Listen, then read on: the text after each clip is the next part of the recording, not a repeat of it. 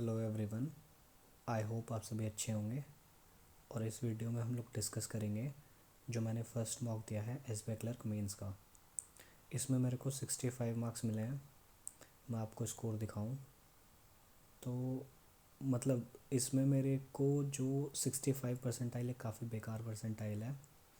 इसके दो रीज़न्स हैं इसमें मेनली। पहला है जीए सेक्शन। ये मैंने अटैम्प्ट नहीं किया क्योंकि लास्ट ईयर की जीए थी, तो ये अटैम्प्ट नहीं करनी थी मेरे को। और सेकंड था इसमें ये रीजनिंग सेक्शन। मेरा इसमें काफ़ी कम स्कोर हुआ। मैं आपको रीज़न्स बताऊंगा क्यों कम हुआ। और अगर हम बात करते हैं एग्ज़ाम के लेवल की, मतलब इस मॉक के लेवल की एग्ज़ाम के रिलेटेड, तो इंग्लिश इसकी ईजियर साइड पर थी जो मेन एग्ज़ाम होता है उससे। क्योंकि जब मैं एग्ज़ाम देकर आया था ना तो उसमें मुझे इंग्लिश मतलब टफ़ लगी थी। जितना इसकी इंग्लिश है उसके लेवल से, या तो बोल सकते हो कि उस टाइम पे मेरी प्रिपरेशन नहीं थी क्योंकि वो मेरा फर्स्ट मेंस था और मेरा सेकंड प्री था। तो मतलब मैंने लास्ट ईयर ही प्रिपरेशन स्टार्ट की थी, तो उसके अकॉर्डिंग मुझे तो वो उसकी इंग्लिश टफ़ लगी थी इस इंग्लिश से, क्योंकि ये तो मुझे काफ़ी इजी इंग्लिश लगी। और अगर मैं क्वांट्स की बात करूँ तो इसकी क्वांट्स भी काफ़ी इजी थी उसके क्वांट्स के कंपैरेटिवली। क्योंकि इसमें जो क्वांट्स थी ना उसके अंदर मैंने 23 अटैम्प्ट कर रखे हैं। और आप अगर उस वाले जब मेन एग्ज़ाम आया था ना एसबीआई क्लर्क मेंस का लास्ट ईयर, उसमें आप किसी बच्चे के अटैम्प्ट पूछोगे ना, एवरेज अटैम्प्ट 8 to 10 थे। और हाईएस्ट जो बोल सकते हो ना कि हाँ बहुत तुर्रम खां बच्चा है उसने कितने करे होंगे, तो वो मैक्स टू मैक्स 15 ही करके आया था। इस तरह से मैथ आई थी। मतलब मैथ उसकी काफ़ी टफ थी। और अगर मैं रीजनिंग की बात करूँ तो रीजनिंग मोर और लेस सेम लेवल पर थी। बस डिफरेंस इतना था कि उसमें ना कोडेड वाले क्वेश्चन नहीं थे। जैसे कोडेड बोलते हैं ना, कोडेड इनक्वालिटी की प्रैक्टिस करो, कोडेड स्लॉक की प्रैक्टिस करो, उसमें कोडेड नहीं थे। बट जनरल स्टैंडर्ड क्वेश्चन थे। जैसे बोल सकते हो वैकेंट बेस्ड पज़ल थी, वैकेंट फ्लोर वाली पज़ल थी। और क्या कहते हैं डेटा सफिशिएंसी के क्वेश्चंस थे, नॉर्मल पज़ल वाले। इस टाइप से क्वेश्चंस उसमें ज़्यादा थे। और मेन चीज़ थी कि इन लोगों ने काफ़ी कम मतलब क्रिटिकल रीजनिंग के क्वेश्चन दे रखे हैं। बट उसके अंदर 10+ क्वेश्चन थे, 10 to 12 जितना मुझे याद है। 10 to 12 क्वेश्चन थे सिर्फ और सिर्फ क्रिटिकल रीजनिंग के, और वो सिर्फ स्टैंडर्ड क्वेश्चन थे, मतलब टफ नहीं थे। डायरेक्ट क्वेश्चन थे। अगर आपके कॉन्सेप्ट्स और आपकी कॉम्प्रिहेंडिंग स्किल्स अच्छी हैं तो आप उनको करेक्ट कर लोगे, तो वो मत छोड़ के जाना बिल्कुल भी। अब अगर मैं इसके सॉल्यूशंस की बात करूँ कि मैंने कहाँ कहाँ पे क्या फंबल किया है इस मॉक में, तो हम्म, तो ये जीके सेक्शन था, ये तो मैंने पूरा छोड़ दिया था। फिर इंग्लिश सेक्शन पे आते हैं। तो इंग्लिश सेक्शन में ये जैसे थे ना, देखो फिलर्स हैं ये, इसमें दो भरने हैं। अब उसके अंदर क्या था ना, ये तो काफ़ी सिंपल हो गया। अब उसमें क्या था, उसमें ऐसे 4 नंबर वाइज दे रखे थे, 1 2 3 4। अब ऑप्शन ए में बोल रखा था ओनली 1 2, ऑप्शन बी में 2 3, ऑप्शन सी में 3 4। इस तरह से ऑप्शंस थे। मतलब पहले आप चूज़ करोगे कि यहाँ पे पहला वाला आएगा या कौन सा आएगा, फिर आप दूसरा भी चूज़ करोगे उसकी पॉसिबिलिटी है या नहीं है। तो वो काफ़ी ज़्यादा टाइम कंज्यूमिंग होती है। ये तो डायरेक्ट थे, ये तो इजीली बन रहे थे। ये 18 सेकंड में हो गया, ये 43 में हो गया, ये 20 सेकंड में हो गया, क्योंकि ये सिंपल वाले थे। बट उनके इतने सिंपल नहीं थे। बट एक मेन जो चीज़ थी कि जैसे इसमें ईजी वोकैब थी ना, वहाँ भी वोकैब ईजी ही थी। हमें वोकैब के लिए ज़्यादा मतलब परेशान नहीं होना कि किसी किसी मॉक में काफ़ी टफ़ वोकेबलरी दे देते हैं। मेन एग्ज़ाम में वोकेबलरी टफ़ नहीं आती है, उसमें सिर्फ उसमें जनरलाइज वोकेबलरी ज़्यादा आती है। तो ये चीज़ थी। और अगर मैं बताऊँ इसमें मैंने गलती क्या की है, तो ये वाला जो एरर का क्वेश्चन था ये मेरा गलत हो गया। क्यों? क्योंकि मेरे साथ प्रॉब्लम क्या होती है ना, मैं बहुत बार कंफ्यूज हो जाता हूँ अगर कोई लेंदी सेंटेंस है उसके अंदर टेंस वाले एरर के लिए। जैसे इसमें था, अगर मैं मतलब जैसे इन लोगों ने दिया हुआ है, ये है in the heart of the city A group of artist was creating murals that reflected the diverse culture of the community. ठीक है, तो इसने कहा वॉज क्रिएटिंग मतलब पहले कर रहे थे, पास्ट कॉन्टीन्यूस टेंस हो गया, that reflected the diverse culture of the community. तो अब मेरे को लगा कि ये जो क्रिएट कर रहे थे, ये मुराल्स क्रिएट कर रहे थे ना, तो वो तो रिफ्लेक्ट ही कर रहा है ना, मतलब उसमें आप कभी भी जाके देखोगे तो वो तो मेरे को सिंपल प्रेजेंट टेंस में लगा कि हाँ कभी भी वो है, वो डाइवर्स, वो उसको करता है ना, रिफ्लेक्ट करता है वो ऐसा थोड़ी ना कि पहले कर रहा था अब नहीं कर रहा। तो मेरे को कॉन्टेक्स्ट के अकॉर्डिंग ऐसा लगा। बट ये आई डोंट नो, मतलब यहाँ पे मैं कंफ्यूज हो जाता हूँ बहुत बार कॉन्टेक्स्ट वाइज। बट अगर हम जनरलाइज रूल के अकॉर्डिंग जाएँ तो उसमें यही कहा होता है कि अगर आपका सेंटेंस पास्ट में स्टार्ट हो रहा है ना, अनटिल एंड अनलेस कोई और टाइम की कंडीशन, टाइम की या एक्शन की कंडीशन नहीं है, तो आपको सेम ही पास्ट टेंस में आपको पूरा सेंटेंस कंप्लीट करना होगा। उसके लिए यहाँ वर्ब की सेकंड फॉर्म आई थी जो कि करेक्ट थी। तो मैंने इसमें 1 और 3 तो मतलब मार्क करेक्ट क्लिक किया था, बट मैंने इसमें 2 वाला मार्क नहीं किया था। सो वो मेरे से मिस्टेक हो गई। और अगर मैं इसमें बताऊँ तो ये जैसे है इलूसिडेट, तो इसमें मुझे उस टाइम पे इन 2 वर्ड्स का मीनिंग, मतलब इन 3 वर्ड्स का मीनिंग नहीं पता था वोकेबलरी के लिए। और अगर मैं आपको बताऊँ तो ये जो इलूसिडेट है ये मैंने काफ़ी बार सुना है, और ये मेटिकुलस ये भी मैंने काफ़ी बार सुना है। तो जो ऐसे वर्ड होते हैं ना जो आप काफ़ी बार पहले सुन चुके होते हो बट आपको मीनिंग नहीं पता होता है, इनको आप 100% नोट करके रखो, क्योंकि ये ना मोस्ट फ्रीक्वेंट वर्ड्स होते हैं। और क्योंकि आपने पहले सुना है और आप फिर सुन रहे हो इसे आज, तो मोस्ट प्रोबेबल है कि आप इसको फ्यूचर में भी सुनो। तो इन वर्ड्स को ज़रूर लिखो। बट जैसे ये वाला वर्ड है इफेमरल, ये मैं बहुत ही कम सुनता हूँ, मतलब शायद ही मैंने कभी सुना होगा इसको। तो ऐसे जो वर्ड हो उनको आप स्किप कर सकते हो, बट जो वर्ड आपने पहले सुना हो तो मोस्ट फ्रीक्वेंट की कैटेगरी में आता है, उनको याद करना चाहिए। अब ये आता है इसमें कॉलम बेस्ड क्वेश्चन, ये मेरा गलत हो गया। ये मेरा गलत क्यों हुआ? क्योंकि इसमें ना जब हम नॉर्मल क्वेश्चंस में जाते हैं कॉलम बेस्ड में, तो हम सिर्फ कॉन्टेक्स्ट चेक करते हैं कि कौन सा किससे मिल रहा होगा, ठीक है। बट ये सिर्फ स्मार्ट कीड़ा वाले क्या करते हैं कि जो आपके कॉन्टेक्स्ट होते हैं ना, ये कॉन्टेक्स्ट के साथ साथ एरर भी चेक कराते हैं। आप अगर किसी और प्लेटफॉर्म का मॉक उठा के देखोगे ना तो उसमें सिर्फ कॉन्टेक्स्ट वाले क्वेश्चन मिलेंगे, बट सिर्फ इनके एक मॉक ऐसा मिलता है जिसमें आपको एरर वाले क्वेश्चन भी दे देंगे।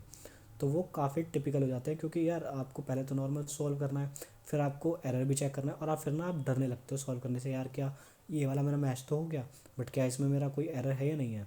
और क्या अगर मैं इतना टाइम लूँगा कि सबका मैं एरर भी चेक कर रहा हूँ, वो भी चेक, मतलब कॉन्टेक्स्ट भी चेक कर रहा हूँ, तो वो बहुत ज़्यादा टाइम चला जाएगा।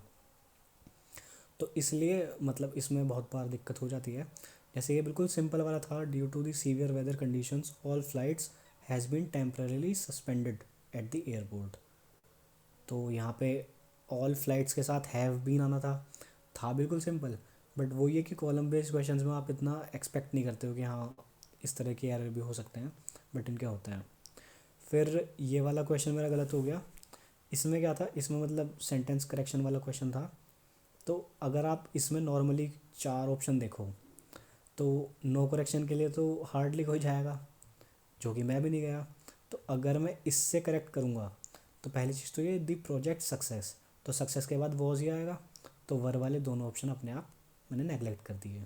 Attributed to a combination of hard work, तो यहाँ पे इसने combination for hard work, for तो नहीं आएगा, आएगा तो ऑफ ही। तो अब उसके लिए सिंपली तो यही आ रहा है। और दूसरा उसने ये भी कह रखा है कि ये जो एट्रीब्यूट किया गया है ये हार्ड वर्क, इफेक्टिव कम्युनिकेशन और टीम्स एबिलिटी के लिए है। तो उसके अकॉर्डिंग मैं तो इसी के लिए जाऊँगा ना, दी के लिए, कि हाँ स्पेसिफिक कर रखा है।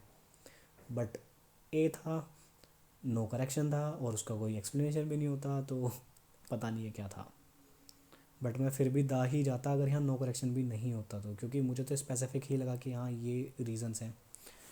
नेवरदिलेस अब हम अगर इसमें जाएँ पैराजम्बल में, तो आप इस पैराजम्बल को ना बहुत ध्यान से पढ़ना, और इसको ना खुद से बनाने का ट्राई करना, और चेक करना कि आपसे बन पाएगा नहीं बन पाएगा, क्योंकि मेरे अकॉर्डिंग तो ये बहुत ही टिपिकल पैराजम्बल्स में से एक है।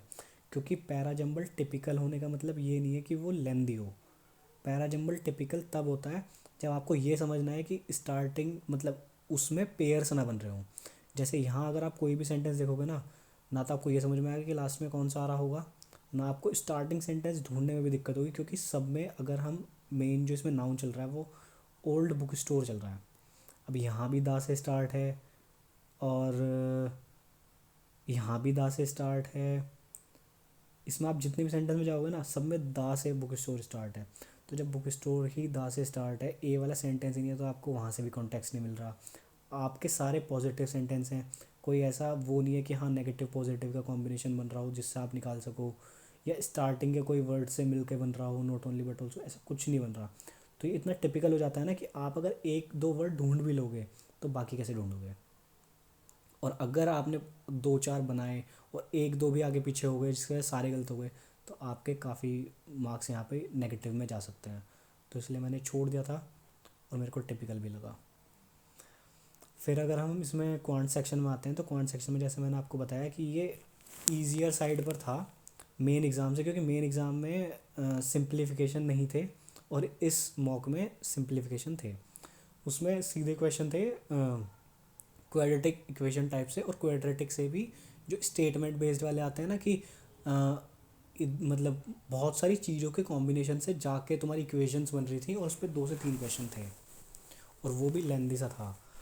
तो वो देख के चलना, उसके अकॉर्डिंग तो ये इजी था। अब अगर मैं पहले इस डीआई पे जाऊँ, तो मैंने ये लिखा था कि इसको मैं बाद में बनाऊँगा, बट मैं नहीं बना पाया क्योंकि बाकी सारे क्वेश्चंस में टाइम निकल गया।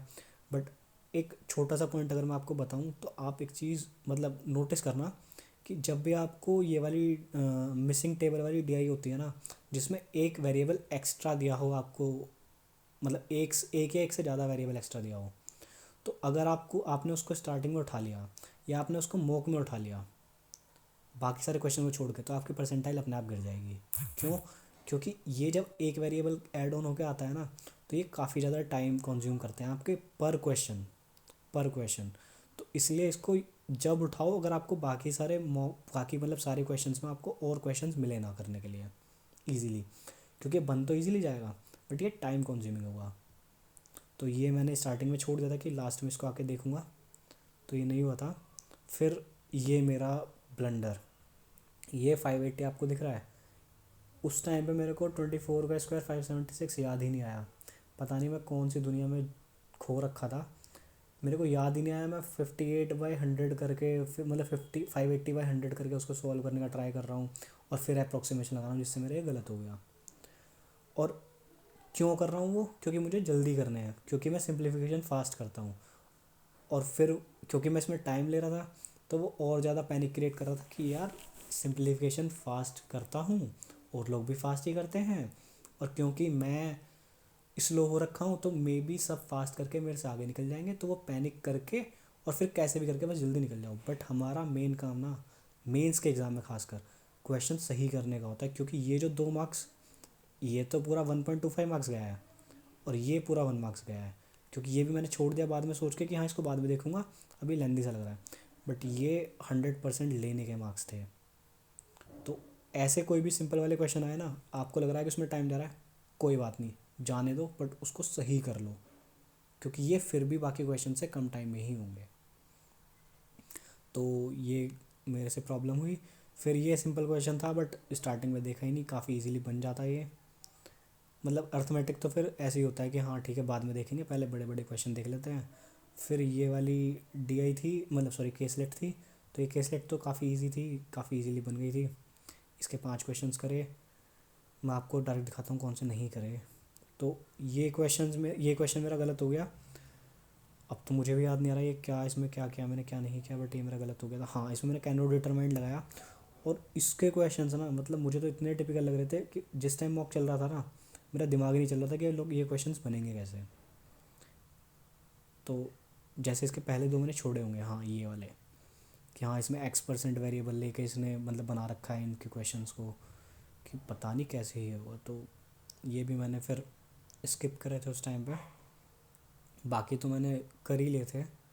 तो ये क्वांट्स का था। फिर अगर रीजनिंग सेक्शन पाएंगे, तो लास्ट ईयर तो जैसे मैंने आपको बताया कि मतलब कोडेड वाले क्वेश्चंस नहीं थे, बट इसमें कोडेड वाले क्वेश्चंस काफ़ी थे। और अगर इसमें देखो आप कि ये पज़ल बिल्कुल सिंपल थी, देखो मैंने टाइम कितना लिया है।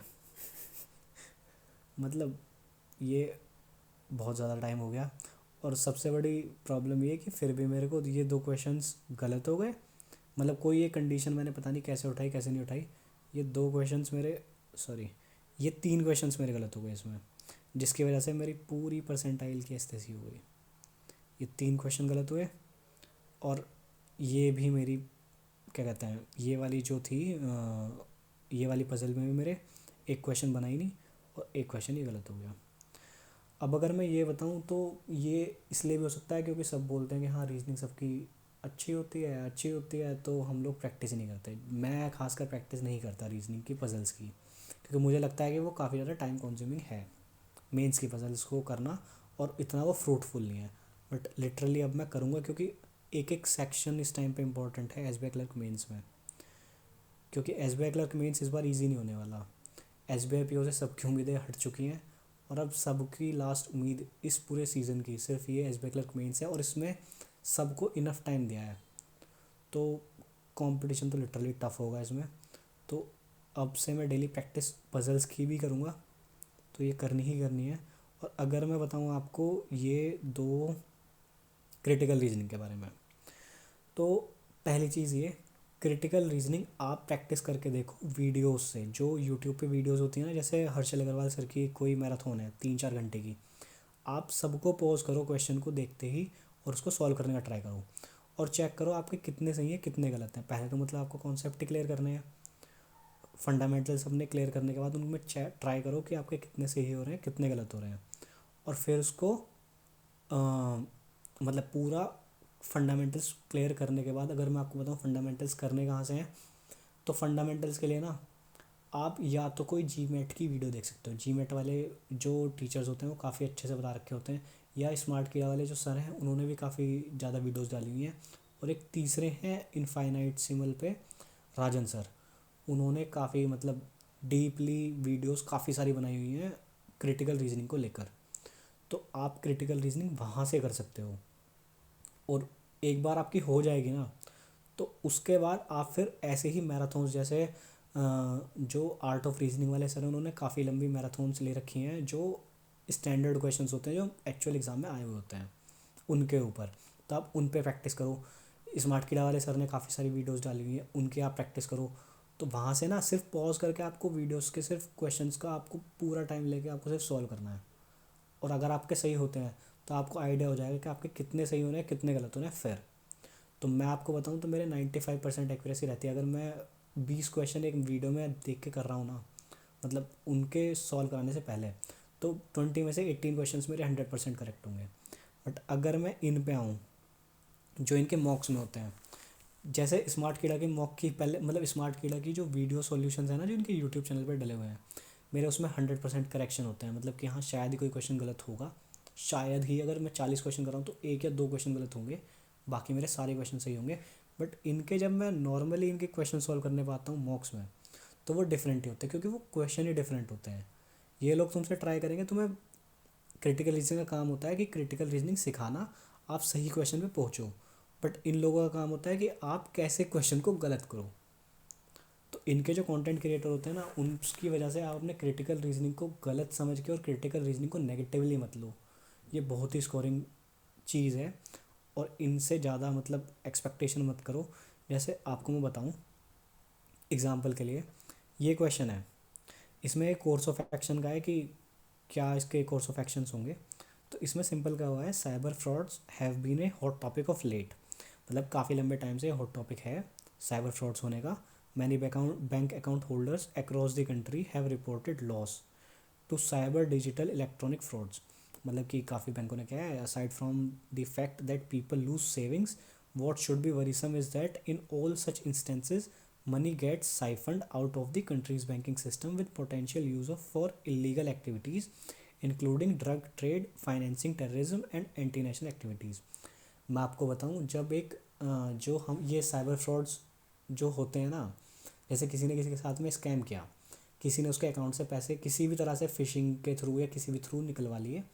अब वो ऐसा तो है नहीं कि वो किसी अकाउंट से निकले तो जिस अकाउंट में जाएंगे दूसरे अकाउंट में, तो आरबीआई वहाँ तक पहुँच नहीं सकता। वो सारे जैम कर देते हैं उसके ट्रांजैक्शन के, जो भी मतलब जो चैनल होता है पूरे को।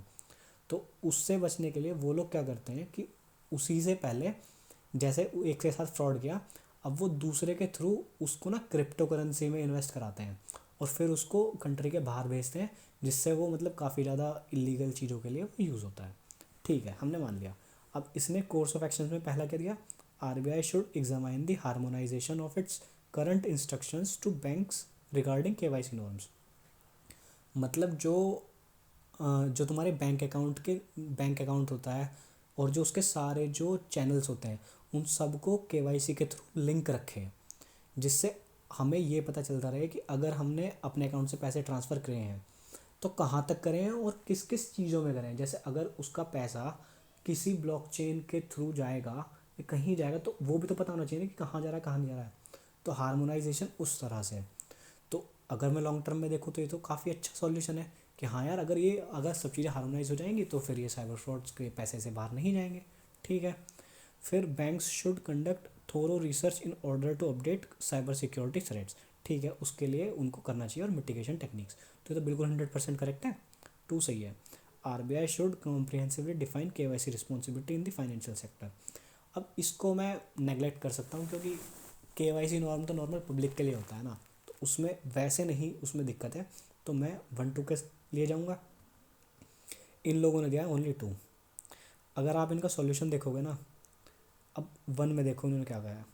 While examining the harmonisation of KYC norms by RBI is important for preventing cyber frauds. It may not directly address the immediate concerns of the siphoning of money for illegal activities.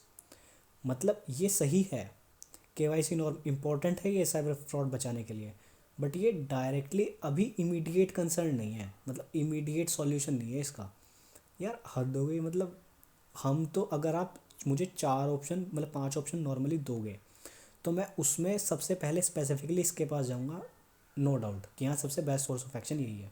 But अगर मुझे तुम 3 दोगे तो मैं तो long term और short term दोनों के लिए जाऊँगा ना। मैं सिर्फ एक शॉर्ट टर्म थोड़ी ना होता है। अगर आप कोर्स ऑफ एक्शन के फंडामेंटल्स पढ़ोगे तो उसमें भी ये पता चलेगा कि लॉन्ग टर्म भी होता है। तो ये था। फिर ये वाला भी गलत ऐसे ही हो गया मेरा। मतलब इसमें तो मैं मान सकता हूँ कि मेरी गलती है, क्योंकि मेरे को अगर प्रॉब्लम होती है ना वो कॉज एंड इफेक्ट में ही होती है बहुत बार।